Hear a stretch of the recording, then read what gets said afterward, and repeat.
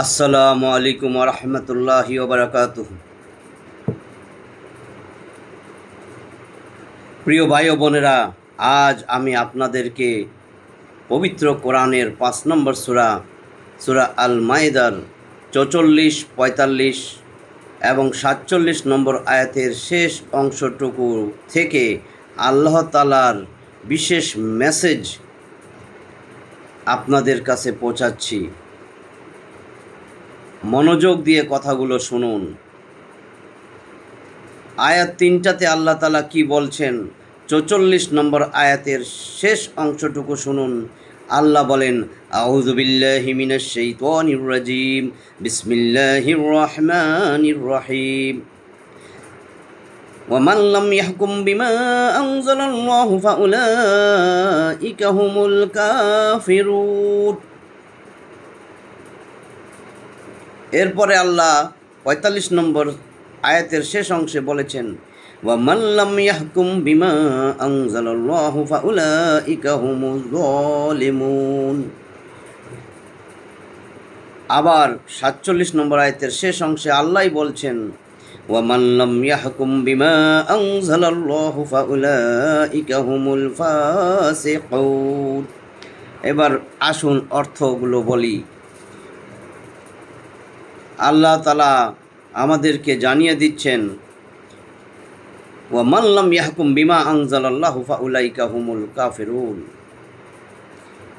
কোরআন আসার পরেও কোরআনের বিধানকে বাদ দিয়ে, আল্লাহর দেওয়া আইন বাদ দিয়ে, আল্লাহর দেওয়া হুকুম বিধান সব কিছু ছেড়ে মানব রচিত বিধানের দিকে ঝুঁকে পড়া, সেটা দিয়ে বিচার ফয়সালা করা, যারা এরকম করবে, যাদের কাছে মানুষ দায়িত্ব দিয়ে দিয়েছে একটা দেশের, রাষ্ট্রের, তারা হচ্ছে কাফের, তারা হচ্ছে জালিম, তারা হচ্ছে ফাসিক। 3টা আয়াতের কথা বললাম।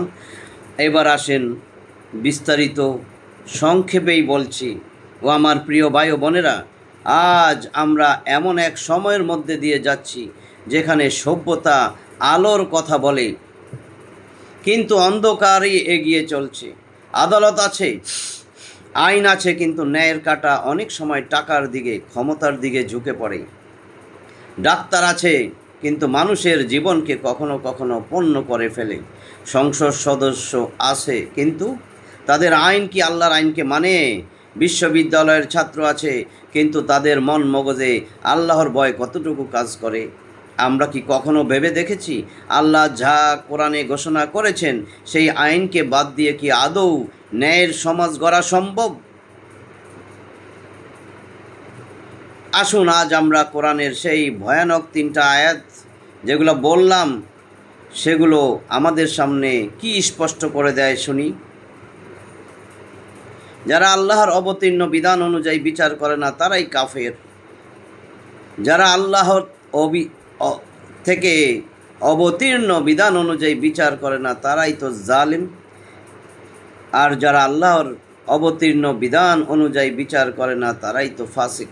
এই 3টা শব্দ দেখুন, কাফের, জালিম, ফাসিক, কোনো সাধারণ শব্দ নয়। এগুলোর অর্থ আমাদের সমাজের চেহারাকে কাঁপিয়ে দেওয়ার মতন। আপনি যদি আল্লাহর আইন বাদ দিয়ে অন্য কোনো আইনকে মান্য করেন, তাহলে আপনি বিশ্বাসহীন, কাফের, অবিচারকারী, আপনি জালিম এবং আল্লাহর সীমা লঙ্ঘনকারী, ফাসিক হিসাবে গণ্য হচ্ছেন।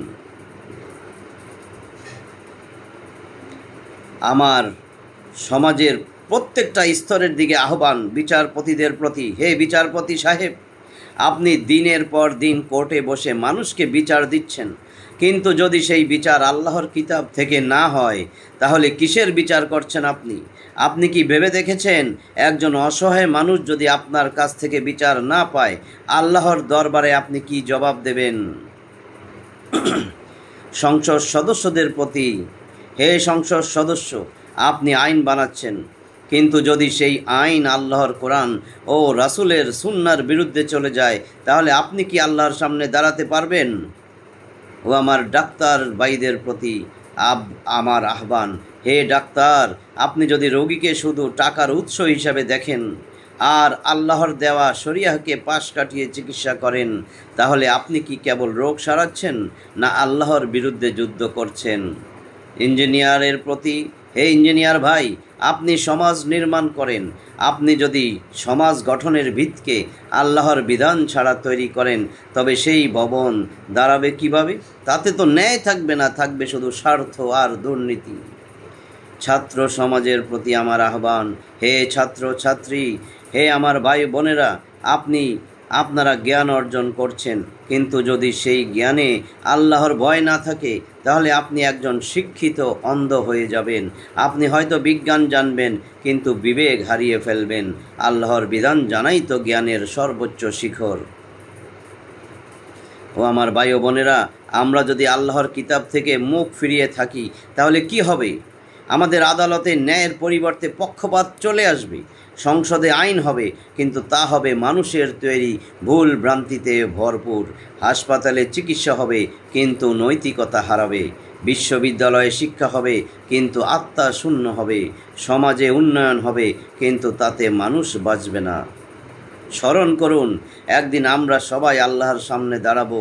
সেদিন তিনি আমাদের প্রশ্ন করবেন, আমার কিতাব তোমাদের কাছে ছিল, অথচ তোমরা মানুষের বানানো আইনকে আমার উপরে রেখেছিলে কেন? প্রিয় ভাই ও বোনেরা, আজ এই কথাগুলো শুধু ধর্মীয় আলোচনার জন্য না, এই কথাগুলো আমাদের অস্তিত্বের প্রশ্ন।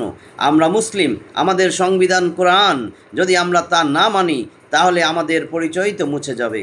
আসুন আমরা সবাই আল্লাহর কিতাবকে সমাজের প্রতিটি স্তরে ফিরিয়ে আনতে প্রতিজ্ঞাবদ্ধ হই। বিচার হোক কোরআনের আলোকে, আইন হোক রসুল সাল্লাল্লাহু আলাইহি ওয়াসাল্লামের আদর্শে, শিক্ষা হোক তাকওয়ার ভিত্তিতে, চিকিৎসা হোক মানবতার উপর, আর উন্নয়ন হোক সত্য ও ন্যায়ের সাথে। আল্লাহর কিতাবই আমাদের জীবন, আমাদের মুক্তি, আমাদের ভবিষ্যৎ। যারা আল্লাহর বিধান অনুযায়ী বিচার করে না, তারাই তো কাফের, জালিম, ফাসিক। ওয়া আখিরু দাওয়ানা আনিল হামদুলিল্লাহি রাব্বিল আলামিন।